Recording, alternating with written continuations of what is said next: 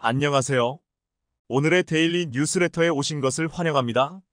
젤렌스키 우크라이나 대통령은 11일 우크라이나의 러시아 격퇴는 미국을 비롯한 우방의 지원에 달렸다고 언급했습니다.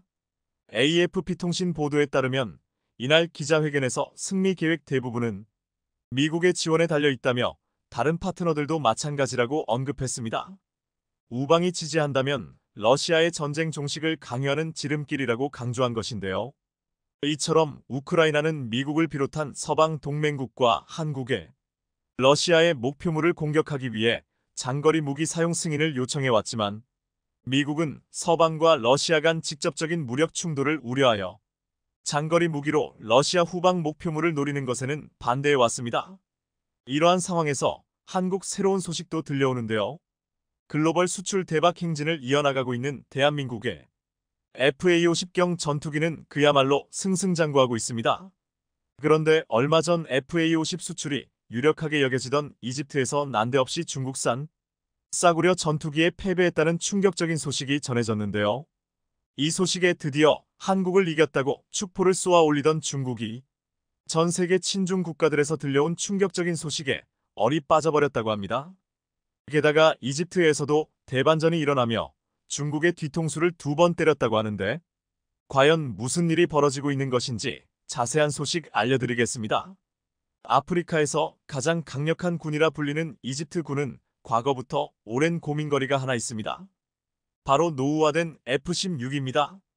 이집트 공군은 미국의 군사 원조를 토대로 240대에 달하는 F-16 전투기를 보유하고 있습니다. 이는 세계에서 네 번째로 많은 물량이기도 한데요. 하지만 도입 시기가 오래되다 보니 노후화된 상당수의 F-16을 훈련용으로만 돌리고 있어 실제 운용률은 그리 높지 않은 상황입니다. 이집트 공군은 최신 개량형 F-16B로 개량화 작업을 진행하기를 바라고 있지만 사방에서 터지는 전쟁을 들어막느라 손이 부족한 미국은 이집트에게 기다리라는 말만 반복하고 있습니다. 이스라엘 하마스의 전쟁이 코앞에서 벌어지는 걸 지켜보고 있는 이집트로선 미칠 지경이었죠. 그런데 물릴 대로 몰린 이집트가 결국 큰 결심을 한 것 같은데요. 지난 7일 이집트 군사 매체를 통해 이집트가 F-16을 중국산 전투기로 교체하려 한다는 소식이 전해졌습니다. 아무리 기다려도 도움을 주지 않는 미국을 대신해 중국의 손을 잡겠다는 것입니다. 지난 8월 19일에는 이를 위한 양해각서를 체결했다고 합니다. 현재 이집트가 도입을 고려하고 있는 중국산 전투기는 바로 중국의 4.5세대 전투기 J-10C라고 알려져 있습니다. J-10은 중국의 항공기 개발사 정도에서 F-16의 대항마로 개발한 전투기로 가격이 F-16의 4분의 1밖에 되지 않는 것으로 가격 부분에서는 우위를 가집니다. 그중 가장 발전된 모델인 J-10C 모델은 서방 전투기들과 경쟁하기 위해 유로파이터나 라팔급의 세미스텔스 설계를 적용하고 엔진과 항공전자 장비 등이 전체적으로 업그레이드 되었으며 중국의 최신형 중장거리 공대공 미사일인 PL-15까지 연동해 강력한 공중전 능력을 가지게 되었다고 합니다. 그리고 중국에서 세계 시장 수출을 위해 적극적으로 세일즈 활동을 펼쳐왔는데요. 하지만 중국의 속국이나 다름없는 파키스탄을 제외하고는 단 한 대도 팔지 못하고 있었죠. 콧대 높은 중국인들의 자존심이 상해가고 있을 무렵 드디어 두 번째 수출이 성사될 수 있다고 하니 내부에서는 이미 경선한 상황이죠. 중국 언론은 이 소식을 대대적으로 보도하며 중국이 미국 방산과의 경쟁에서 승리했다고 찬사를 보내고 있습니다. 특히 중국을 상대로 번번이 승리를 빼앗아가던 한국에게 크게 한 방 먹여주었다고 기뻐하고 있었죠. 세계 4위의 방산 수출 대국인 중국임에도 불구하고 최근 들어서는 이상하게 한국과 입찰 경쟁이 붙기만 하면 패배하며 고배를 마시는 일이 허다했기 때문입니다. 중국이 야심차게 개발한 경전투기 JF-17은 뛰어난 가성비를 가지고 있었지만 FA-50의 상대는 되지 못했고 중동에서는 중국산 미사일을 수출하려 했다가 천무의 KTS-SM과 실사격 비교 테스트에서 패하며 수출이 무산되었습니다. 지난해에는 각각 32억 달러, 34억 달러짜리 입찰이었던 사우디와 아랍에미리트의 방공 미사일 입찰도 한국의 천공이에 밀려 그대로 내줘야 했습니다. 이렇게 패배만 반복하던 와중에 중국산 전투기가 FA-50을 도입할 것 같았던 이집트에 수출되었다고 하니 환호하는 것도 어찌 보면 당연하겠습니다. K9 자주포를 현지 생산 방식으로 도입한 이집트는 동시에 FA-50 도입 협상을 진행하고 있었습니다. 바로 이집트 군의 노후화된 훈련기를 대체하기 위해서였는데요. 이집트는 중국의 제트 훈련기 K8에 대량으로 도입해 운영해오고 있었습니다. 그런데 이 K8에 치명적인 문제점이 있었으니 훈련기의 성능은 둘째치고 이집트 군의 주력 전투기인 F-16과 전혀 조종 시스템이 호환되지 않는다는 것이었습니다. 덕분에 K8로 훈련을 마친 조종사도 F-16을 타기 위해선 기종 전환 훈련을 거쳐야 했습니다. 이를 위해서 F-16 따로 훈련기로 빼야 있을 정도였죠. 그렇게 이집트 공군에서 F-16을 위한 가장 완벽한 훈련기인 FA-50 도입에 큰 관심을 보이고 있었는데요. 그리고 여기에 KAI 관계자들은 FA-50만이 가진 강력한 장점을 어필했습니다. 바로 노후화된 F-16을 FA-50으로 대체할 수 있다는 것이죠. AESA 레이더를 비롯한 각종 첨단 항공 기술력이 들어간 FA-50 블록 20은 F-16과 비교해도 전혀 밀리지 않는 작전 능력을 갖추고 있습니다. 최근에는 필리핀에 수출된 FA-52 유럽이 4.5세대 전투기 그리핀과의 모의 교전에서 승리하며 공중전 성능을 입증하기도 했습니다. 덕분에 훈련기 겸 F-16까지 대체 가능한 FA-50의 이집트의 수출은 거의 확실해 보였는데요. 그런데 이집트의 J-10C 도입이 사실이라면 FA-50 수출은 백지로 돌아갈 가능성이 높습니다. 중국의 J-10C 도입은 F-16을 대체하기 위해서이고 FA-50은 K8을 대체하기 위해서 별개의 문제가 아니냐고 생각하실 수도 있지만 F-16의 중국산 전투기로 대체되게 된다면 당연히 F-16 훈련을 위해 FA-50을 도입할 이유가 사라지게 됩니다. 그런데 이 소식에 당장 긴급 소집을 해도 모자랄 KAI에서는 놀랍도록 담담한 모습을 보여주고 있는데요. 게다가 군사 전문가들은 한국은 전혀 걱정할 필요가 없으며 오히려 이번 일이 FA-50 수출의 호재가 될 수 있다고 말하고 있다고 합니다. 국내외 군사 전문가들은 이번 소식이 미국의 불만을 가진 이집트가 외교적 압박을 가하고 있는 것이라고 분석하고 있습니다. 그동안 미국은 이슬람 근본주의 세력의 팽창을 막기 위해 이집트에 수천억 원 규모의 안보 지원을 이어오고 있었습니다. 때문에 이집트가 미국을 버리고 중국의 전투기를 산다는 건 말이 되지 않는 일이죠. 그런 이집트가 이 같은 시위 행위에 나선 것은 최신형 F-16과 함께 미국이 절대 팔지 않으려는 한무기 때문인 것으로 추정되고 있습니다. 바로 미국의 중거리 공대공 미사일 AIM-120 암람입니다. 현재 미국은 F-16의 가장 강력한 무장이라고 할 수 있는 암람의 이집트 수출을 허가하지 않고 있습니다. 이 때문에 만약 FA-50이 이집트에 수출되더라도 이집트판 FA-50에는 암람을 탑재하지 못할 수 있죠. 미국이 이집트에 암람을 팔지 않고 있는 이유는 바로 이스라엘과의 관계 때문입니다. 미국은 자신들의 우방국이라고 하더라도 대중동정책에 따라 향후 미래 이스라엘과 충돌할 가능성이 있는 국가들에게 고성능 무기 수출에 제한을 두고 있습니다. 이 때문에 이집트 공군은 9세대의 공대공 미사일인 스페로우를 아직도 주무장으로 사용하고 있습니다. 그렇기에 이번 기회에 F-16 팔지 않을 거면 암람이라도 팔아달라는 것이죠. 그렇지 않으면 중국의 공대공 미사일 PL-15에 운용할 수 있는 J-17을 도입하겠다고 협박하고 나선 것이죠. 이집트의 이 협박이 제대로 먹혀 들어간다면 이집트에서 출시될 FA-50의 암람이 탑재될 수 있어 어부지리로 FA-50의 수출 경쟁력이 높아질 것으로 기대받고 있습니다. 문제는 과연 미국이 허락을 할 것인가인데 이스라엘의 계속되는 휴전 거부로 최근 미국 내에서도 반이스라엘 여론이 높아지고 있기에 가능성이 낮지는 않아 보입니다. 그렇게 된다면 중국은 또 허물만 켜게 될 텐데요.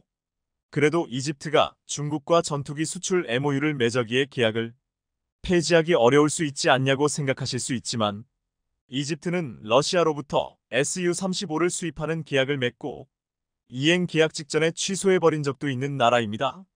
당시에도 이집트의 Su-35 수입 시도는 미국이 F-15 수출을 망설이고 있는 것을 압박하기 위한 것이라는 분석이 제기되어 있었죠. 그리고 애초에 이집트가 굳이 중국제 전투기를 살 이유도 없을 거라고 확신할 수 있는데요.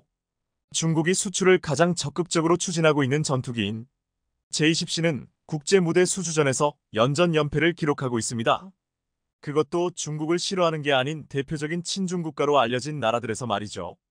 얼마 전에는 세르비아가 낡은 MiG-29 전투기를 대체할 전투기로 중국의 J-10C가 아닌 프랑스의 라파를 선택했다는 소식이 전해져 중국 당국에서도 다소 당황한 기색이입니다. 왜냐하면 세르비아는 헝가리와 함께 동유럽의 대표적인 친중 국가로 중국의 1대1로 프로젝트에 적극적으로 참여해왔고, 지난해에는 대통령이 직접 중국을 방문해 자유무역 협정을 체결하기도 했습니다. 동시에 중국산 무기 수입국이기도 하여 최근에는 근거리 방공 시스템 HQ-7A2, 중장거리 방공 미사일 등을 중국에서 도입했었습니다. 그렇기에 중국에서도 여러 경로를 통해 세르비아의 J-10C 구매를 제안했었고, 라파를 4분의 1밖에 안 되는 파격적인 가격을 제시해 주었다고 합니다. 그런데 이런 중국의 노력에도 세르비아는 큰 고민 없이 라파를 선택해버린 게 놀랍습니다. 세르비아 이외에도 동남아에서 친중 노선을 걷고 있던 태국도 망설임 없이 중국을 버렸는데요. 태국 역시 낡은 F-16과 그리펜을 대체할 전투기를 모색하고 있었고, 후보로 F-16V 최신 개량형 그리펜 체결 시가 거론되고 있었습니다. 중국은 J-10C를 판촉하기 위해 태국과 진행하는 연합공군훈련에 J-10C를 투입하며 자국 전투기의 성능을 과시하려 했었습니다. 그런데 이는 오히려 악재가 되어버렸는데요. 태국 공군의 구형 그리펜 과의 모의 교전에서 중국산 전투기들이 서로 처참하게 패배하며 중국 전투기의 실체가 들통나 버린 것입니다. 이 결과에 확신을 가지게 된 태국은 신형 그리펜을 도입하기로 최종 결정했죠. 현재 중국의 전투기는 공동개발국이자 중국의 속국이나 다름없는 파키스탄을 제외하고는 어느 곳에도 수출이 되지 못하고 있습니다. 중국의 전투기가 세계 무대에서 외면받고 있는 이유는 여러 가지 이유가 있겠지만 가장 큰 문제는 역시 성능과 신뢰성 부족입니다. 현재 중국은 항공엔진 국산화를 이뤄낸 전투기들의 자국산 엔진을 탑재하고 있는데요.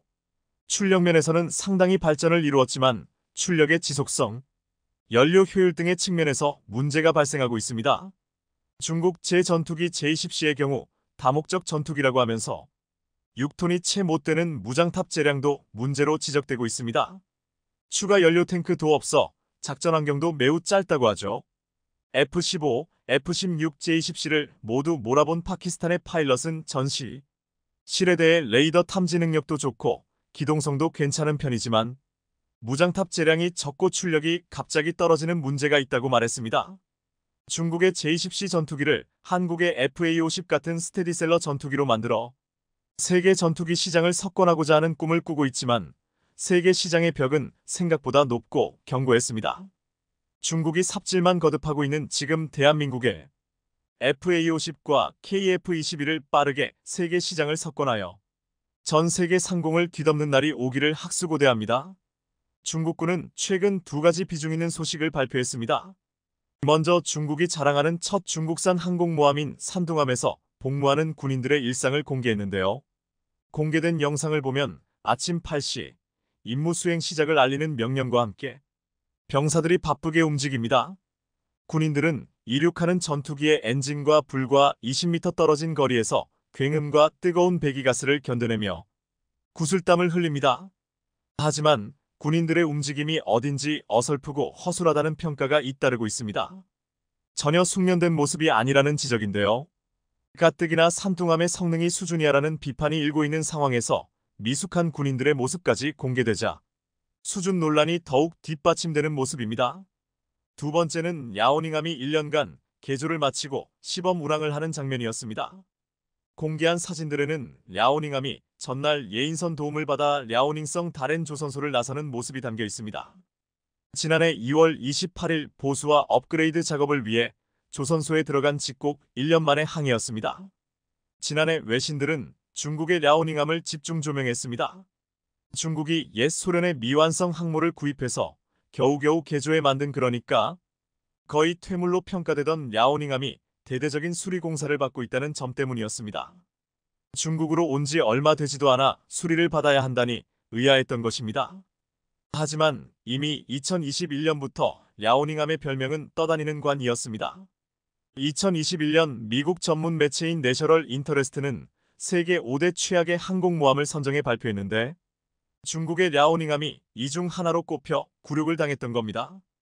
당시 세계 5대 최악의 항공모함에 꼽힌 항모들은 태국의 차크리 나루벳, 러시아의 쿠즈네초프급, 미국의 2차 대전의 레인저급 항공모함, 일본의 시나노급, 그리고 중국의 랴오닝함이었습니다. 랴오닝함이 최악의 항공모함으로 선정된 이유는 구입 단계에서부터 취역과 동시에 전력 계통에 장애가 발생해 취역 후 몇 년이나 수리와 공사를 받아야 했고 지금까지도 개선 여부가 불투명하다는 이유였습니다. 그러다 결국 다렌 조선소에서 대대적으로 수리를 하는 모습이 포착됐는데 최근 수리를 마치고 시운전에 들어간 것입니다. 군사 전문가들은 랴오닝함이 시운전을 마친 뒤 훈련용 항모에서 전투용 항모로 바뀔 것이라고 예견하고 있습니다. 그런데 이번에 공개한 랴오닝함의 비행갑판에는 차세대 스텔스 전투기 J-35와 J-15 함재기 실물 크기의 모형도 목격됐습니다. 이것을 두고 익명을 요구한 전문가는 중국 관영 영자지 글로벌타임스에 1년에 걸친 개조 작업은 랴오닝함의 단순한 유지 보수가 아닌 복잡한 업그레이드가 적용됐음을 의미한다. J-35 모형이 등장한 것은 랴오닝함 함재기 편대에 이 기종이 추가될 가능성이 있음을 나타낸다고 말했습니다. 랴오닝함뿐 아니라 중국의 두 번째와 세 번째 항모인 산둥함과 푸젠함에도 J-35가 탑재될 것으로 예상되고 있는데요. 하지만 여기에서 눈여겨볼 점은 함재기를 모형으로 대체하고 있다는 점입니다. 전투용인데 모형 함재기를 공개했다는 것은 여전히 사출에 문제가 있다는 것을 말해주는 것으로 사실 유명무실한 항모라고 볼 수 있는데요. 중국은 항공모함 숫자는 많지만 성능 면에서는 아직 미국 항모에 비해 취약합니다. 중국도 자국 항모가 미국에 비해 성능이 취약하다는 사실을 알고 대책 마련에 나섰지만 미 항모와의 격차는 여전하다는 게 군사 전문가들의 평가입니다. 더구나 J-15는 중국이 만든 일종의 돌연변이 함재기입니다. 원형인 러시아제 수-33을 확보하지 못하자 우크라이나에 남아있던 시제기 T-10K3을 밀수에 역설계하고 J-11수-27 중국 생산형의 비행 제어 시스템을 결합한 것입니다. 이 같은 출생의 비밀 탓에 J-15 배치 초기부터 비행 안정성에 있어서 심각한 문제가 여러 차례 드러났습니다. 결국 중국은 최근까지도 이 전투기의 결함을 수정하는 데 많은 공을 들이고 있는 것으로 알려졌습니다. 절치부심 끝에 중국은 최근 J-15의 레이더와 전자장비가 신형으로 교체했고 미국 그라울러와 비슷한 전자전기 파생형도 만들었습니다. 하지만 J-15가 아무리 개량된다 해도 전투행동 반경을 빼놓고 보면 전체 성능에서 미국 FA-18EF보다 우위라고 보기는 어렵습니다. 이런 배경에서 J-15를 운용하는 중국의 STOBAR 단거리 이함 및 강제 착함 방식의 항공모함인 랴오닝함과 산둥함은 미국 정규 항모보다 절대적 열세로 평가받고 있습니다. 반면 2022년부터 해외에서 전개되는 미국의 항공모함 전단에는 현존하는 최강 함재 전투기 F-35C가 한 개 비행대씩 편제되고 있습니다. 현재 주력 함재 전투기 FA-18EF가 4.5세대 모델인 것에 비해 F-35C는 5세대 스텔스 전투기로서 모든 면에서 기존 모델을 압도하는 강력한 성능을 갖춰 중국의 부러움을 사고 있습니다. FA-18EF의 전투행동 반경이 최대 722km인데 비해 F-35C는 1100km에 달합니다. 함재기의 전투행동 반경이 넓을수록 항모 전단의 타격 범위도 커집니다. 게다가 F-35C는 공중급유가 가능해 중국 대함 탄도미사일 사정권 밖에서 중국 연안을 타격하는 것도 가능하기에 중국이 두려워하는 스텔스 전투기라 불리는 것인데요. F-35C는 전투기 방공 구축함 레이더에 탐지되지 않은 채 중국 항모에 지근거리까지 접근할 수 있는 강력한 스텔스 성능을 갖추고 있습니다. 특히 F-35C에 탑재된 고성능 AN, APG-81 능 동형 전자주사식 위상 배열의 ESA 레이더는 최첨단 저피탐 LPI 설계가 적용됐습니다. 이 레이더로 중국 전투기 군함을 조준해도 상대방이 알아채기 매우 어렵습니다. 중국 항모 전단이 인지하기도 전에 몰래 접근해 치명타를 날리고 유유히 빠져나올 수 있다는 의미입니다. 심지어 전문가들은 미국 링컨 항모 전단에 배속된 F-35C 전투기 12대만 동원해도 중국 항모 전단 방공망을 뚫고 들어가 치명타를 날리는 것이 가능하다고 이야기합니다. 미중 함재기의 역량이 이렇게 차이가 나는 이유는 일단 중국 함재기의 출격 횟수가 미국 항모의 6분의 1에 불과하기 때문입니다. 미국 항모는 증기나 전자기를 이용해 시속 250km 이상으로 급가속하는 캐터펄트 발사기를 사용하고 그 덕분에 남중국해에 순환 배치되는 레이건함은 함재기 최대 이륙 중량이 45T에 이릅니다. 반면 중국 산둥함 함재기의 최대 이륙 중량은 28T 정도입니다. 연료와 무장이 줄면 작전 반경이 짧아지고 전투력도 떨어집니다. 항모 전투력을 가늠하는 척도인 출격 횟수 측면에서 중국은 뚜렷한 한계가 있습니다. 산둥함은 하루 평균 20회 정도 전투기를 출격시켰다고 하는데 미국 니미츠함의 하루 평균 출격 횟수가 120회 정도입니다. 중국은 6분의 1에 불과하니 출격 횟수만 보면 거의 초등학생과 대학생 수준의 격차라고 볼 수 있습니다. 재래식 동력도 문제입니다. 산둥함은 자체 연료로 항해할 수 있는 기간이 15일 정도에 불과해서 오가는 데 들어가는 연료량을 감안하면 실제 작전 기간은 7일 전후입니다. 반면 미국의 핵추진 항모는 이론적으로 수년 동안 연료 보급 없이 항해할 수 있습니다. 그래서 중국 항모는 항모 전단 뒤에 보급함이 따라다닙니다. 랴오닝호는 작년 12월 괌 해역 훈련을 할 때 보급함으로부터 4번 기름을 보급받았다는 사실은 유명한 이야기입니다. 중국은 이런 문제를 해결하기 위해 랴오닝함을 대대적으로 보수했다고 하는데요. 하지만 시작부터 구닥다리를 주워다가 만들었으니 대대적으로 개조를 했다고 한들 실전에서 제대로 된 성능이 나올 리 없습니다. 중국 항공모함과 전투기가 대구력을 맛보는 동안 반면 한국은 태국에서 엄청난 소식을 전해왔다. 태국 공군은 코랍 103 비행대대의 F-16을 대체할 새로운 전투기 12대를 조달하는 프로젝트를 진행 중인데요. 미국이 5세대 전투기 로키드 마틴 F-35 라이트닝 이 합동 공격 전투기를 태국에 판매하는 것을 승인하지 않자 다른 루트를 통해서 전투기를 사야 하는 상황이 된 겁니다. 이런 태국의 상황을 잘 아는 한국의 KAI는 태국 공군의 구형 F-16 대체 전투기로 대한민국의 KF-21 보람의 전투기를 제안했습니다.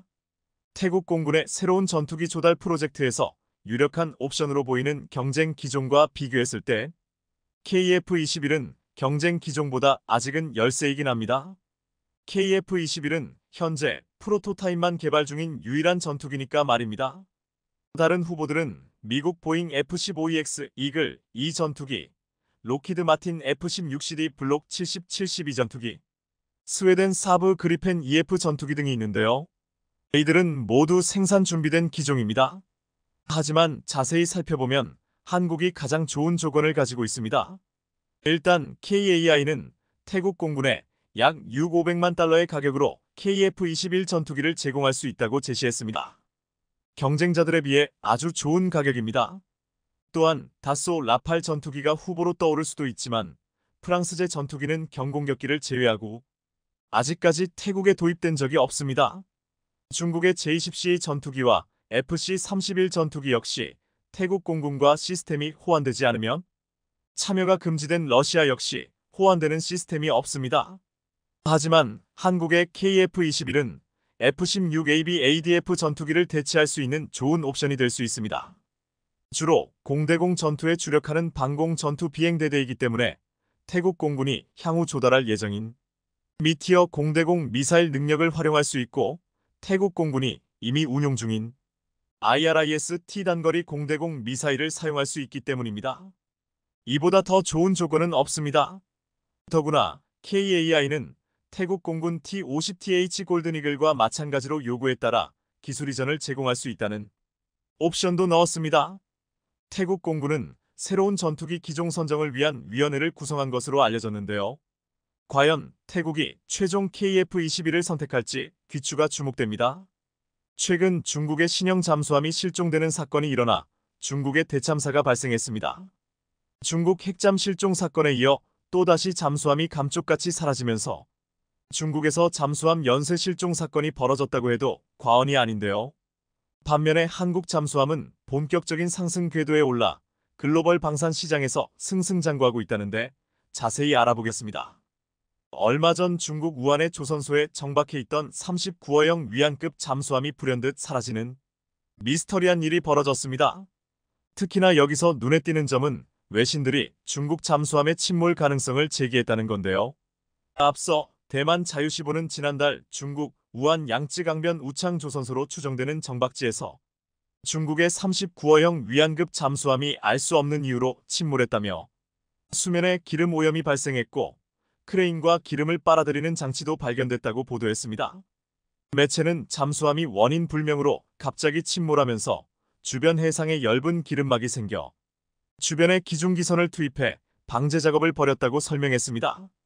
39호형 위안급 잠수함은 중국 인민해방군 해군이 운용하는 가장 현대적인 디젤 잠수함으로 사라진 주력 잠수함에 중국이 발칵 뒤집어졌을 테지만 어쩐지 쉬쉬하는 분위기입니다. 중국 조선소의 수상한 변화를 알아차린 건 퇴역한 미 해군 잠수함 전투 장교인 톰 슈가트 신미국안보센터 선임연구원입니다. 앞서 슈가트는 SNS에 조선소 주변 위성 사진을 게시하며 잠수함이 정박돼 있던 곳에 크레인 바지선이 모여 있다고 지적했었습니다.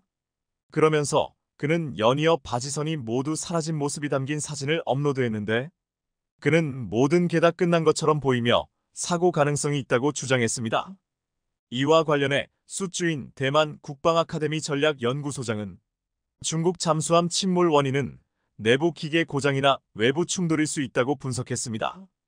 또한 방산 전문가들도 39호형 위안급 잠수함에 대해 균형 유지를 위해 채워 넣는 평형수 탱크 고장, 제어 회로나 어뢰 발사관 문제, 배기 밸브나 대형 베어링 파손 등의 가능성을 제기했습니다.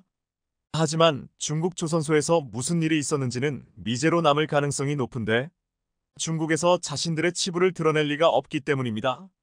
특히나 중국은 국가 운영시설에서 발생한 사고와 사건에 대해 입을 다무는 것으로 유명합니다. 그런데 사실 기존의 중국 잠수함에서 사고가 발생하는 건 자주 있는 일이라 엄청나게 새로운 일이 아닌데요. 앞서 6월만 해도 중국 핵잠수함이 오작동으로 수면 위로 상승하는 일이 발생했었습니다. 이러한 사실은 온라인에 퍼졌는데 당시 대만 언론들은 대만 서해안에서 200km 떨어진 대만 해협에서 찍힌 중국 핵잠수함 사진을 보도했습니다. 해당 사진은 대만 어민이 촬영한 것으로 진급 탄도미사일 발사 핵잠수함으로 보이는 함선 표면이 수면 위로 떠오른 게 포착된 겁니다. 앞서 중국 매체 글로벌 타임즈는 중국 잠수함 부대 창설 70주년을 맞아 중국의 핵추진 잠수함들이 정기 순찰을 벌이고 있다고 밝혔었는데 이들 중 하나였던 것으로 보입니다. 군사 전문가들 역시 남중국해에서 칭다오 기지로 귀환하던 핵잠수함이 오작동으로 수면 위로 떠오른 것 아니냐며 지적했었습니다. 이런 분석이 나왔던 건 작년에 중국 핵잠수함에 문제가 있어 침몰이 발생했으며 이와 관련해 공식적인 입장도 나와 한 차례 발칵 뒤집어졌기 때문입니다. 실제로 최근 우리 국정원에 해당하는 대만 국가안전국이 중국 핵잠 침몰 사고를 공식 인정하면서 중국 잠수함의 민낯이 드러났었습니다. 작년에 대만 국방부가 중국 핵잠수함 사고로 승조원 전원이 사망했다는 소문을 부인했지만 중국이 이를 다시 바로잡은 겁니다. 영국의 더타임스는 작년에 중국의 핵잠이 미국과 영국 잠수함을 노린 장애물에 걸려 침몰했으며 이 과정에서 승조원 전원이 사망했다는 내용의 영국 기밀 보고서가 존재한다고 폭로했었는데요. 작년 8월 중국의 2세대 93형 상급 핵잠수함이 대만 해협 인근 지역에서 침몰했다는 내용이었는데 중국이 헛소문이라고 부인했던 주장을 완전히 뒤집은 겁니다. 당시 더욱더 논란이 됐던 것은 사고를 낸 93형 상급 핵잠수함이 중국 해군이 보유한 잠수함 중 가장 강력한 공격형 핵잠수함으로 알려졌기 때문입니다. 네이버 뉴스에 따르면 93호형 잠수함은 함수의 6기에 533 어뢰 발사관을 갖추고 있으며 스텔스 설계까지 적용된 것으로 알려졌지만 빈 깡통으로 보입니다. 그런데 더욱 놀라운 점은 현재까지도 중국 포털 사이트 바이두에 93호형 잠수함 침몰설은 거짓이며 중국의 군사력을 흠집내기 위한 반중 세력과 외신의 음모라는 글만 검색되고 있는다는 점인데요. 당시 사실을 부인했던 대만 정보당국도 최근 국회 입법원에 출석해 중국 잠수함의 위치를 계속 추적하고 있다고 침몰을 공식 인정했지만 중국만 모른 채 하고 있는 중입니다. 그리고 심지어 지난 2018년엔 중국 핵잠이 너무 시끄러워 일본에 발각되는 어처구니 없는 일이 일어나며 수모를 겪기도 했는데요. 홍콩 사우스 차이나 모닝 포스트에 따르면 93호형으로 불리는 중국의 110M 상급 핵잠수함이 중국과 일본이 영유권 분쟁을 벌이고 있는 센카쿠 열도 인근 해역에서 일본에게 멀컥 발각됐었습니다. 당시 중국 잠수함은 일본 해군에게 발각돼 이틀간 쫓겨다닌 끝에 공해에서 중국의 국기인 오성홍기를 돛대에 매단 채 수면 위로 떠올랐습니다. 이에 대해 군사 전문가들은 중국 핵잠수함이 소음이 너무 심해 일본 해군에 발각됐으며 일본 함정과 군용기의 추격을 견디다 못해 부상한 것이라고 지적했습니다. 익명을 요구한 베이징의 한 군사 전문가는 이것은 중국 해군의 수치다라는 표현을 쓰기도 했습니다. 그것도 그럴 것이 수개월 동안 수중작전을 수행해야 하는 핵잠수함에 있어 정숙성은 생명과도 같습니다. 일단 발각돼 잠수함의 독특한 음향이 적에 의해 기록되면 잠수함의 작전 능력은 사실상 소멸한다고 볼 수 있기 때문입니다. 그런데 충격적인 사실은 이번에 일본 해군에 발각된 93호형 잠수함은 악명 높은 소음으로 유명했던 한급 핵잠수함의 단점을 극복하기 위해 중국 해군이 절치부심하며 만든 잠수함이라는 점입니다. 앞서 중국의 91형 잠수함도 2004년 센카쿠 열도 인근 해역에 진입했다가 일본 해군에 쫓겨 중국 영해로 돌아왔었는데 똑같은 일이 벌어진 겁니다. 중국이 절치부심해서 만들었다는 93호형 잠수함의 경우 91형보다 훨씬 조용할 것으로 여겨졌지만 이번 노출로 그 한계를 드러냈습니다. 여기에 충격을 받은 중국이 이들보다 훨씬 더 조용한 차세대 잠수함 95형을 취역시킨다고 했지만 여전히 의문입니다. 반면에 한국 잠수함의 상황은 중국과 완전히 딴판입니다. 방산업계에 따르면 지난 6월 대한민국의 3,000톤급 SLBM 암모함이 자망 타격 훈련을 첫 공개하는 등 숨겨뒀던 강력한 한방을 날려버렸습니다. 실제로 3,000T급 잠수함의 실제 자망 및 타격 훈련 공개는 이번이 최초라 중국을 비롯해 전 세계 방산 전문가들이 숨죽여 이를 지켜봤습니다.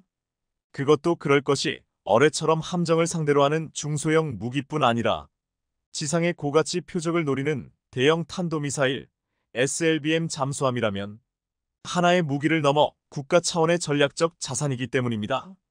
이날 훈련은 적의 SLBM 탑재 잠수함이 기지에서 벗어나 발견되지 않고 있으며 NLL 이남으로 침투해 해상 도발을 일으킬 가능성이 있다는 가정하에 진행됐는데요. 적의 예상 기동 경로에서 경계 작전을 벌이던 암모함은 특정한 수중 소음을 탐지하고 분석해 적 잠수함을 단번에 파악했습니다. 그리고 적 잠수함의 NLL 이남 진입이 확인되자 암모함은 어뢰 공격을 망설임 없이 준비하고 순식간에 어뢰를 발사했습니다. 그리고 어뢰가 발신하는 소나 음파가 적함에 맞고 반사돼 돌아올 때 들리는 핑 소리는 주기가 점차 짧아지더니 이내 사라지면서 공격을 성공적으로 마쳤습니다. 이어 암모함은 적의 육상 핵심 표적 타격 임무에 들어가 수중에서 은밀히 기동하다가 SLBM을 발사, 적 전략 목표 지역을 타격하는 내용의 훈련까지 성공적으로 마치며 우리 잠수함 성능을 가감없이 드러냈습니다. 특히나 암모함이 운용하는 SLBM은 수백 km 이상 사거리를 내는 대용량 연료, 대형 탄두 등 상당히 커 어뢰를 쏘기 위한 소구경의 짧은 수평 또는 경사 발사관에 집어넣을 수 없는데요. 대부분 주요 군사 선진국은 원자력 추진 잠수함에 VLS를 장착하고 핵탄두 후 SLBM을 운용하는데 핵이 없는 한국은 디젤 잠수함에서 SLBM을 실전 운용하는 세계 유일 국가로 꼽히면서 감탄이 나오고 있습니다. 그리고 최근 더 강력해진 국산 잠수함 이번함의 기공식이 열리면서 그야말로 대한민국이 잠수함 강국을 향해 한 걸음 더 내딛게 됐습니다. 지난달 방사청은 경남 거제에서 국내 독자 기술로 설계 건조 중인 장보고 3배치 2이번함 기공식을 개최하고 함 건조에 본격적으로 착수했음을 알렸습니다. 이번 이번함은 배치 1급 대비 국산화를 더욱 확대해 더욱 안정적으로 함정 운용을 할 수 있는데 특히나 리튬 전지 체계 등 12종을 추가해 모두 70종의 국산화 장비가 탑재됩니다. 이에 따라 잠수함 수출 때 발생할 수 있는 수출 통제로부터 자유로울 수 있는 등 해외 잠수함 수주 경쟁에서 더욱 유리한 위치를 점하게 될 것으로 보입니다. 건조기업인 하나오션에 따르면 이번 함은 내후년 함 건조를 완료하고 시운전을 거쳐 2028년에 해군에 인도될 예정으로 알려졌습니다. 이번 소식은 국내 잠수함 건조 기술의 우수성을 다시 한번 전 세계에 알리는 계기가 됐는데요. 실제로 최근 60조 원 규모에 달하는 캐나다 잠수함 도입 사업이 당초 알려졌던 것보다 더 일찍 사업이 시작될 것으로 알려지면서 우리 잠수함이 제대로 명성을 날릴 판이 깔아졌습니다. 주요 외신에 따르면 최근에 열린 나토 정상회의에서 캐나다 총리가 러시아와 중국의 잠수함 확대를 경계하면서 캐나다 역시 잠수함 도입 사업에 속도를 내겠다는 뜻을 내비쳤습니다. 캐나다 역사상 최대 규모의 전력 증강 사업 중 하나로 꼽히는 캐나다 초계 잠수함 프로젝트가 본격적으로 시작되는 모습인데요. 이에 따라 60조 원 규모로 추산되는 캐나다 잠수함 사업에 대해 세계 주요 군함 제조사들이 뛰어들 태세를 준비하는 모습을 보이는 등 이 가운데 한국이 유력한 후보로 거론되고 있어 주목됩니다. 실제로 HD 현대중공업과 하나오션 등이 뛰어들 전망으로 우리 해군이 운용 중인 3000T급 장보고 3잠수함을 제안할 것으로 보입니다. 특히나 우리 잠수함의 경우 이미 기술적으로 검증되어 있는 만큼 수주 가능성이 매우 충분하다는 평가가 나오는데요. 이르면 올 가을 캐나다 잠수함 사업의 윤곽이 드러날 것으로 보이는 가운데 이를 계기로 국내 조선업계가 세계 최고 잠수함 건조 국가로 거듭나길 바라겠습니다. 세계 전차 시장을 발칵 뒤집어 놓은 사건이 발생했습니다. 그동안 국제방산업계에서 주목받았던 키위드는 전차 무용론이었는데요. 그 이유는 우크라이나 전쟁이 시작되면서 전쟁 초기부터 드론이 두각을 나타내며 이제는 전차보다 더 중요한 역할을 하고 있다는 사실이 부각되었습니다. 우크라이나는 비교할 수 없이 저렴한 가격에 드론을 구축하여 전차를 포함한 다양한 무기 시스템을 효과적으로 활용하고 있습니다. 특히 드론을 활용해 전쟁의 히어로인 전차를 터뜨리는 등 대단한 성과를 기록하며 주목. 전쟁 초기의 드론과 더불어 휴대용 대전차 미사일이 러시아 전차에 대항하여 눈에 띄는 성과를 보였기 때문인데요. 특히 제블린 미사일은 러시아 전차를 효과적으로 사냥하는 데 기여하였습니다. 하지만 우크라이나가 서방으로부터 수백 대의 전차를 지원받아 러시아의 방어선을 돌파하는 데 성공했고 전차의 생존성과 화력은 여전히 뛰어나다는 점이 확인되었습니다. 여전히 육지전에서의 중요성이 대두되고 있는 것이죠. 이를 바탕으로 미국, 독일 등 전차를 잘 만들던 국가들은 다시 한번 미래전차 개발의 움직임을 보이고 있습니다. 폴란드 전차병들이 기고만장하다는 소문이 파다합니다. 유럽에서는 드래곤 24라는 훈련을 진행하며 세계 탑 클래스의 모든 전차를 동원합니다.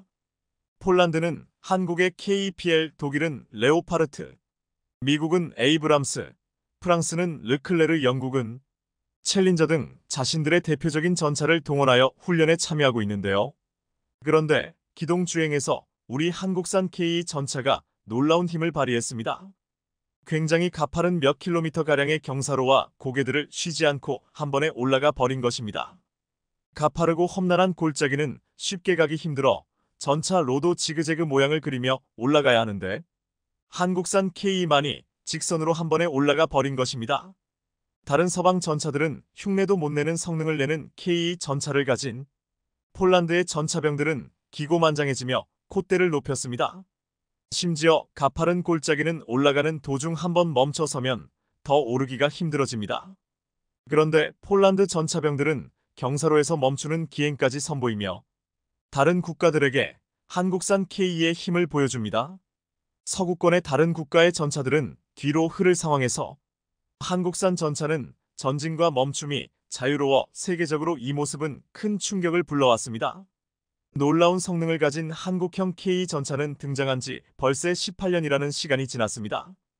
한국은 차세대 K32 전차 등 미래 신제품을 공개하고 민군을 아우르는 무인체계 비전을 제시했습니다.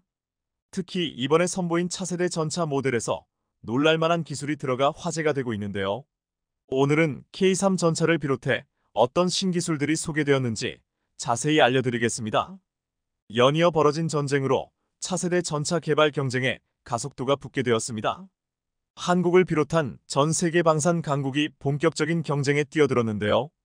자주포와 함께 K방산을 상징하는 무기가 된 K. 흑표 전차를 뛰어넘기 위해 경쟁국들이 두 팔을 걷어붙였습니다. 그러나 대한민국을 따라잡기에 말처럼 쉽지가 않았는데요. K 전차에 한번 패배했던 전통의 방산 강국 독일이 차세대 전차 개발을 선언하고 한국과 차세대 전차 시장에서 승부를 보겠다고 나섰습니다. 레오파르트 전차의 제조사이자 유럽 최대의 방산업체인 독일 라인 메탈과 KMW에서 최근 차세대 전차의 본격적인 개발을 위해 연합을 결성하고 이를 위한 자금 모집에 나섰다고 밝혔습니다. 스웨덴의 사브와 이탈리아 레오나르도 등 유럽에서 이름을 날리는 방산 기업들이 여기에 합류했는데요. 과거 그리고 지금까지 독일에는 레오파르트 전차로 유럽 방산 시장을 주름잡 싸우고 있습니다. 다만 이번 러시아 우크라이나 전쟁으로 인해 생산 능력이 현저하게 떨어진 독일 방산 실태와 고질적인 납기 및 준수 문제가 불거지면서 유럽 전차 시장의 위상이 급격하게 추락했었습니다. 이에 경각심을 가진 독일은 거의 50년이 다 되어가는 레오팔레트 전차로 가장 현대적인 K 전차와 승부를 보기에는 늦었다고 판단하고 차세대 전차 개발에 몰두하기 시작했는데요. 그동안 K 전차는 높은 기량과 성능 내구도를 세계적으로 검증받아 3.5세대 최고의 전차 중 하나로 꼽히며 전 세계적으로 많은 관심을 받았는데요. 우수성으로 인해 폴란드에 무려 1000대를 수출했고 수많은 국가가 테이트 전차를 구매했습니다. 또한 폴란드는 K 전차뿐만 아니라 K9 자주포, FA50 다연장 로켓 천무 등 한국의 독자적인 개발 무기까지 구매하며 한국 방산이 유럽에 발을 딛는데 도움을 주었습니다. 한국의 육군 전력의 위상을 높이는데 큰 기여를 한 K에 이어 그동안 베일에 쌓여있던 K 전차가 공개되며 세계 최강의 전차 보유국이 대한민국이라는 사실이 다시 한번 드러났습니다. 공개된 스펙만 보아도 한국산 K3 전차는 세계에서 가장 우수한 전차로 평가받고 있습니다. 현존하는 세계 최강의 전투기가 미국의 F-22 랩터라면 세계 최강의 전차를 꼽으라면 대한민국의 차세대 전차인 K3가 될 것이라는 의견이 줄을 이루고 있습니다. 이처럼 K3 전차가 우월한 이유는 다양한 기술적 특징과 디자인적 특징으로 설명될 수 있습니다. 특히 현대로템이 공개한 청사진 중 가장 먼저 눈에 띈 것은 외형이 스텔스 도료로 덮여 있다는 점이었습니다. 기존의 전차와 다르게 스텔스 기능을 강화해서 적의 레이더를 피할 수 있는 방어적인 성능을 더했으며 장갑의 재질은 공개되지 않았지만 업계에서는 세라믹과 복합 소재를 이용한 모듈식 장갑 체계를 채택한 것으로 판단하고 있습니다. 사실 전체에서 제일 중요한 요소 중 하나가 바로 장갑인데요. 장갑이 무겁다면 방어적으로 좋을 수 있지만 기동력이 현저히 낮아지기 때문에 빠른 전장 투입이 어렵다는 치명적인 단점이 있습니다. 물론 너무 가벼운 것만 사용한다면 방어력에 문제가 생길 수밖에 없습니다. 그렇기 때문에 새로운 세대의 전차 장갑은 방어 능력과 함께 무게가 가벼워야 하며 그에 가장 적합한 소재가 세라믹이라고 언급되는 것입니다. 또한 주포의 성능도 강화되었다는 사실이 밝혀졌습니다. 기존 120mm 포에서 더 커진 130 활강포로 변경되었습니다. 활강포는 한 포 내부에 강선이 없는 포를 뜻하며 주포가 커졌다는 것은 파괴력 역시 증가했다는 것을 의미합니다. 전문가들의 말에 따르면 관통력은 이전에 비해 50% 이상 증가할 것이라고 보여주는데요. 이 자체로도 놀라운 상황입니다. 그런데 더 놀라운 것은 한국국방과학연구소에서 개발 중인 화학추진제에 전기에너지를 더한 전열화학포 형태의 전자기 보호 설계가 변경될 것이라고 추측되고 있으며 사격을 지원할 수 있는 원격 사격 통제 체계인 RCWS도 탑재되었다고 알려졌습니다. 전열화학포는 장약의 연소에서 뿜어져 나오는 화학에너지를 전기에너지로 제어하여 탄체를 가속하기 때문에 포탄을 내일건에 버금가는 속도로 발사할 수 있습니다. 일반 화포와 레일건의 장점을 모두 가지면서도 훨씬 다양한 탄종을 운용할 수 있고 전력 소모량도 훨씬 적습니다. 그러면서도 장약 연소를 보다 정밀화하여 관통력을 비약적으로 상승시킬 수 있죠. 전열화학포는 상당한 연구가 필요하며 미국조차도 오래전 개발했지만 아직 양산 계획조차 잡지 못하고 있을 정도입니다. 하지만 한국은 해당 실험에 박차를 가하며 성과를 내고 있습니다. 물론 실험만 된다면 세계 최초의 전차, 영국의 MK1이 꿈꿨던 육상 전함을 드디어 실현할 수 있는 기술인데요. 하지만 이건 어디까지나 이상적인 이야기이며 전열 확보를 전차에서 운용하기란 쉬운 일이 아닙니다. 우선 반동이 강해질 수밖에 없기 때문에 55톤 내외인 전차의 무게로 반동을 감당하기 어렵습니다. K3의 경우 대한민국 지상 무기체계에 따라 자주 도하를 염두에 둘 수밖에 없기 때문에 중량을 55톤 이상으로 올리기 어렵죠. 그러므로 모듈식 장갑이 세라믹과 복합 소재를 이용해 최대한의 경량화를 추구하는 것도 이 때문인데요. 하지만 전열화학포의 단점도 만만치 않기 때문에 실제로 적용될지는 시간을 가지고 더 지켜봐야 할 것 같습니다. 또한 K3 전차는 무인화에 대한 방향성도 찾아볼 수 있습니다. 원격 사격 통제 시스템이 있기에 차수가 외부로 신체를 노출시키지 않고 안전하게 사격하는 것이 가능합니다. 이로써 K3는 레이저건과 함께 다목적 미사일과 같은 무인 포탑 형태로 작동할 수 있게 된다고 보여집니다. 또한 K3는 소형 전술 드론을 탑재하고 있으며 이러한 소형 드론으로 인해 전차 자체의 최대 약점이라 할 수 있는 정찰과 대공 방어 능력을 획기적으로 강화했습니다. 더더욱 완벽해졌다고 할 수 있는 성능 중 하나인 능동방어 체계는 미래형 전차의 필수라고 불리는 성능입니다. 능동방어 체계는 레이더를 통해 미사일이나 드론을 탐지하고 요격하는 시스템입니다. 이번 우크라이나 지연으로 인해 미사일이나 드론으로 전차가 쉽게 파괴될 수 있다는 것을 확인했으며 이로 인해 한국은 물론 해외 각국에서도 이를 효율적으로 방어하기 위한 능동방어 체계에 대한 중요성이 더욱 부각되고 있다는 사실을 주목해야 합니다. 또한 전차를 움직이는데 가장 핵심적인 동력 계통으로 수소의 에너지 기반 전동화 장치가 거론되고 있는데요. 이는 차세대 전차 체계에 적합하게 개발되어 나가고 있다는 것을 알 수 있습니다.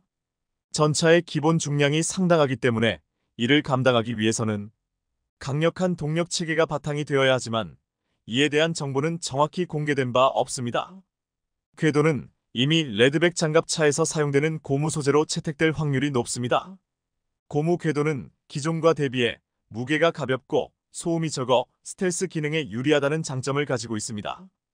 현재 이러한 계획을 바탕으로 K3가 제작된다면 미국과 독일의 경쟁 모델을 압도하는 성능을 가지게 될 것이며 이는 세계 전차 시장에 지각 변동을 불러올 것이라는 평가가 쏟아지고 있습니다. 레드백에 사용되었던 고무 궤도를 적용한 것도 이 전차만의 특징인데요. 고무 궤도를 통해 전차를 경량화 합과 동시에 높은 기동성을 확보하는 것이 가능합니다. 이 밖에도 개량된 자동장 전장치를 탑재하여 기존 전차보다 더욱 빠른 연사가 가능하여 파격적인 면에서 전차와 비교하지 못할 만큼 강력해졌다고 할 수 있습니다. 이번에 나온 구조를 보니 방어력이 크게 향상된 구조로 설계되어 많은 사람들이 놀랐는데요. 차체 및 포탑 곳곳에 벌집의 육각형 구조에서 영감을 얻은 허니콤 형상의 장갑을 적용해 튼튼하고 가벼우면서도 공간 효율성을 극대화한 디자인을 적용하는 등생체 모방 디자인을 구현했습니다. A는 현대로템이 개발 중인 차세대 복합 장갑으로 확인됩니다. 현대로템 K3 전차 스펙은 세계적으로 알려지며 수많은 유럽 국가에 관심이 쏟아지고 있습니다. 유럽 내에서는 한국산 무기의 유럽 진출을 막고 싶어하는 국가들도 있으나 한국산 차세대 무기의 강력함을 한눈에 알아본 국가들은 한국산 무기를 가지는 국가가 강대국이 될 것이라는 것을 인지하고 있습니다. 특히 한국의 K3 전차에 인공지능이 탑재된다면 더욱 무시무시한 위력을 자랑하게 될 것으로 보이는데 대한민국은 이미 인공지능 조종사를 개발하는 등 인공지능 부분에서 놀라운 위력을 보여주고 있습니다. 실제로 한국 방위산업에 높은 관심을 보이는 만큼 한국산 장갑차와 전차 무기에 대한 해외 반응은 상당히 호의적입니다. 폴란드 언론에서는 자국의 국방부 장관과 대표단이 한국을 방문하여 하나 디펜스, 한국항공우주산업, 현대로템 등이 방산산업체를 견학했다는 점을 언급했습니다. 한국산 무기는 매우 우수했으며 방문 기간 동안 폴란드와 한국 고위 인사들은 무기 수출 및 무기 개발에 관한 협력 협정에 서명했으며 가장 놀라운 것은 한국산 흑표가 서양 대부분의 주력 전차보다 저렴하다는 것이었습니다. 양산에 들어간 흑표 전차를 확인했을 때 가장 놀라웠던 것은 값이 싸고 질 좋은 시스템이 설치된다는 것이었다고 언급했습니다. 한국의 지리적인 조건을 보았을 때 여전히 휴전국이며 북한과의 전투를 치를 수 있기 때문에 이에 맞서 엄청난 효율을 자랑하는 전차가 개발된 것 같다고 언급했습니다. 또한 K 전차는 비싸지 않지만 중국산 전차를 단번에 능가할 수 있다며 이 전차까지 개발이 완벽하게 끝난다면 한국은 세계에서 제일 가는 육군 전력을 보유하게 될 것임을 언급했습니다. 우리나라가 지금이야 K방산으로 세계적으로 러브콜을 받으며 승승장구하고 있지만 과거에는 폴란드 전차에 밀려 수주전에서 패배한 적도 있었습니다. 2000년대 초반에는 말레이시아가 새로운 전차를 도입하기 위한 입찰을 진행했고 한국에서는 최초로 국산 주력 전차 K를 제안했었는데요. 그러나 최종적으로 폴란드의 PT-91 전차가 선정되어 말레이시아에 수출된 적이 있습니다. 이때 사건으로부터 한국의 국방 산업은 성공과 실패를 번갈아 경험했는데 폴란드는 PT-91을 통해 뛰어난 성능을 갖춘 전차를 얻었고 이에 반해 한국은 K1의 수출 실패를 겪었습니다. 그러나 현재는 180도 상황이 뒤바뀌었습니다. 역으로 폴란드가 한국의 K2 전차를 도입하고 있으며 이는 한국의 국방 산업이 세계적인 경쟁에서 강세를 보이고 있다는 것을 시사합니다. 특히 최근에는 폴란드가 독일의 방산 제품에 대한 의존도를 낮추고 한국의 무기를 도입하려는 움직임을 보이고 있는데요. 한국의 군사훈련이 폴란드에서 열리는 국제방위산업 전시회에서 큰 주목을 받았으며 폴란드가 한국의 무기를 지원 사격에 활용하고자 하는 의지도 드러나고 있습니다. 최근 폴란드는 총리가 바뀌며 한국 방산에 대한 취소설까지 돌 정도로 혼란이 지속되고 있는 와중에 폴란드의 총리도 이전 정부가 진행했던 한국과의 무기 계약을 존중한다며 한국과 진행하는 방산 협력을 지속적으로 이어나가겠다고 밝히기도 했는데요. 왜냐하면 독일에 대한 방산 신뢰도가 급격히 떨어지고 있기 때문입니다. 최근 루마니아를 비롯해 그리스까지도 독일산 방산 무기에 대한 의존에서 벗어나려 하고 있으며 한 발 더 나아가 한국과의 국방산업 협력을 모색하는 움직임을 보이고 있는 실정입니다.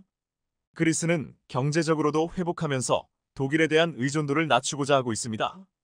그리스는 미래를 대비하여 한국의 성능이 우수한 흑표 전차를 도입하려는 계획을 세우고 있는데요. 이로써 한국의 국방산업은 동유럽뿐만 아니라 지중해 지역에서도 인정받는 수준으로 성장하고 있습니다. 그리스가 한국산 무기를 적극적으로 도입한다면 그리스와 특혜 간의 긴장 관계 역시 영향을 미칠 것으로 예상되며 이러한 양상을 토대로 한국의 국방 산업이 국제적으로 더욱 강력한 위치를 확보할 것으로 기대되는데요.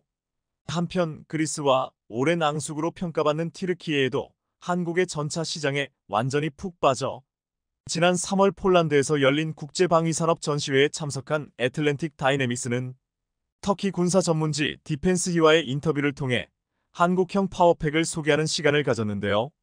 두산의 DV27K 엔진과 S&T 다이내믹스 EST15K 변속기로 구성된 한국형 파워팩은 2022년 3월 튀르키예에 도착하여 알타이 시제품의 샘플 형태로 탑재되었고 이후 8개월 동안 튀르키예의 사막 지역에서 수천 킬로미터를 넘는 거리를 실수 없이 기도하는 혹독한 테스트에 투입되며 실력을 입증했습니다.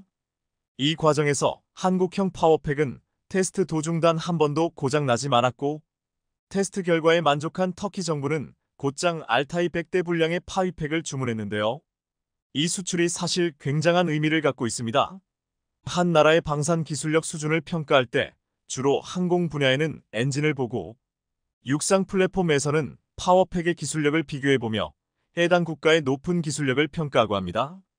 튀르키예 역시 본인들이 직접 파위팩을 개발하려고 했지만 기한 내에 완료되지 못할 가능성이 매우 크기 때문에 한국에게 도움을 청했고 그 결과 성능에 매우 만족한 것입니다. 알타이 1차 생산분 100대가 출고된 이후에도 한국형 파위팩을 도입할 수 있도록 1억 4,100만 달러 하나로 1,900억 원 규모의 추가 조달 옵션 계약도 체결했는데요. 국내 군사 전문가들은 튀르키예 사막 지역에서 가혹한 테스트를 단 한 번의 고장도 없이 무난하게 통과하여 튀르키예 해군의 수출을 성공했다는 사실이 매우 크게 작용했을 것으로 분석하고 있습니다. 접 세계를 통틀어봐도 현재 대한민국만큼 우수한 품질의 무기 체계를 대량으로 생산해낼 수 있는 산업 구조를 갖춘 나라는 찾기 어려운데요. 대한민국이 확고한 화력과 함께 경이로운 신성 등을 탑재한 K3을 개발하자 세계는 경악을 금치 못하고 있습니다. 현재 세계적으로도 높은 인기를 끌고 있는 K 자리를 이제는 차세대 스텔스 전차인 K3가 대신하며 대한민국 육군 전력을 한 단계 더 높여줄 것으로 보입니다. K3 전차는 K 흑표 전차를 가뿐히 뛰어넘는 공격력, 방어력을 갖추었을 뿐만 아니라 다양한 혁신적 기술이 투입됩니다. 육군 전력에 있어서만큼은 대한민국은 세계 최강의 방산 기술력을 가지고 있습니다. 한국은 험난한 산지가 70% 이상이며 여름에는 고온 다습한 겨울에는 굉장한 추위를 견뎌야 합니다. 이는 방위산업의 관점으로 보았을 때 굉장히 까다로운 요건을 갖춰야 하며 혹독한 훈련에 이로 인해 최근 한미의회의 합동훈련 역시 한국에서 진행되었는데요. 대한민국의 혹독한 훈련 환경이 한국 군사기술력을 높이는 좋은 재료가 되길 바랍니다.